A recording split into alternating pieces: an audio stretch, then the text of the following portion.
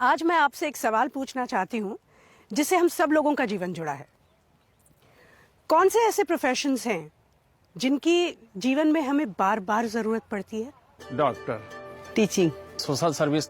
मैं फिर से पूछती हूँ, जरा सोच के बताइए, कौन सा ऐसा प्रोफेशन है जिससे विश्व के हर व्यक्ति का जीवन जुड़ा हुआ है? Politics, media, oxygen.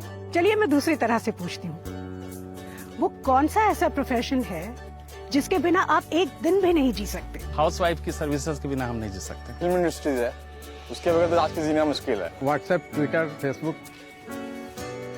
अब मैं क्या कहूँ, हाथ कंगन को आरसी क्या। इस पृथ्वी पर एक ही ऐसी चीज है जिससे हर व्यक्ति, हर जीवन जुड़ा है, और वो है कृषि।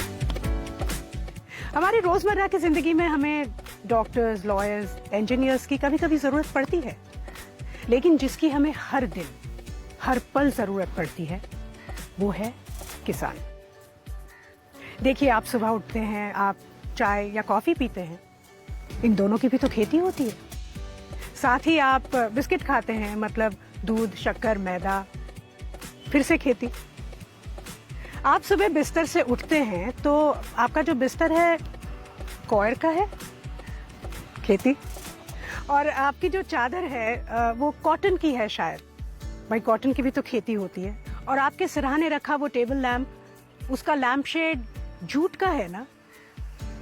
नहाते हुए आप जो भी साबुन इस्तेमाल करते हैं, नीम, एलोवेरा, फ्लोरल, या जो भी टूथपेस्ट या शैम्पू, इस सब का रॉ मटेरियल कृषि से ही तो आता है। और ट्रैवल करते हुए आपने बड़े बड़े वेयर हाउसेस देखे होंगे, या तो डैम्स, कनाल्स, और ये बड़ी बड़ी फैक्ट्रीज, इन सब में इस्तेमाल होने वाला रॉ मटेरियल एग्रीकल्चर से ही आता है।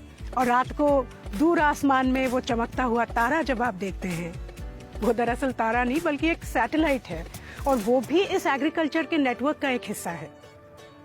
तो जमीन में दबे बीज से लेके आसमान में सैटेलाइट तक हमारा जीवन पूरी तरह से कृषि से घिरा हुआ है। कृषि एक वैदिक शब्द कृषि से निकला हुआ है, जिसका अर्थ है जमीन जोतने की क्रिया।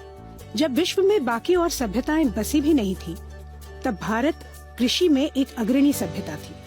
इतना ही नहीं, बल्कि भारत में कृषि से रिलेटेड इन्वेंशंस, डिस्कवरीज और रिसर्च हुआ, जिसने पूरे विश्व को कृषि का ज्ञान दिया।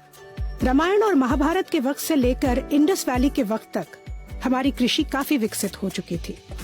बीज बोने का सही समय, मिट्टी को फर्टाइल रखने के लिए क्रॉप रोटेशन, सिंचाई के लिए नालियां बनाना, ये सब तभी इजाद हुआ।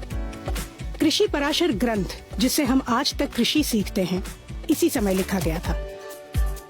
अथर्ववेद में कृषि को मानव का दर्जा दिया गया है, इसलिए हम इस धरती को अपनी माँ कहते हैं, और बड़े ही गर्व से इस जमीन को भारत माता कहते हैं।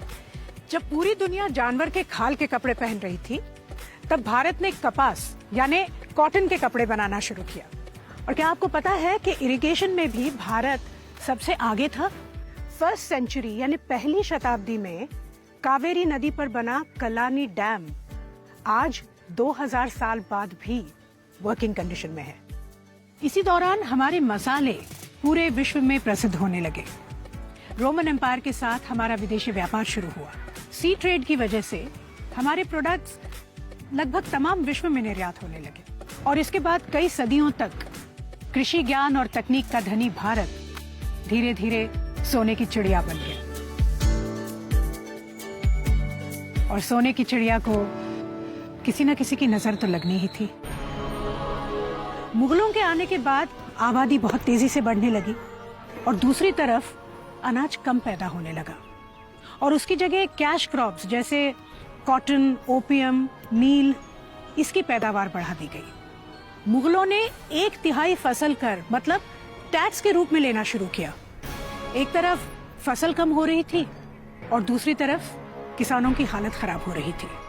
भारतीय कृषि पर लगा ये ग्रहण और गहरा हुआ अंग्रेजों के राज में, जब 1793 में गवर्नर जनरल लॉर्ड कॉर्नवालिस ने जमींदारी को अधिकृत कर दिया।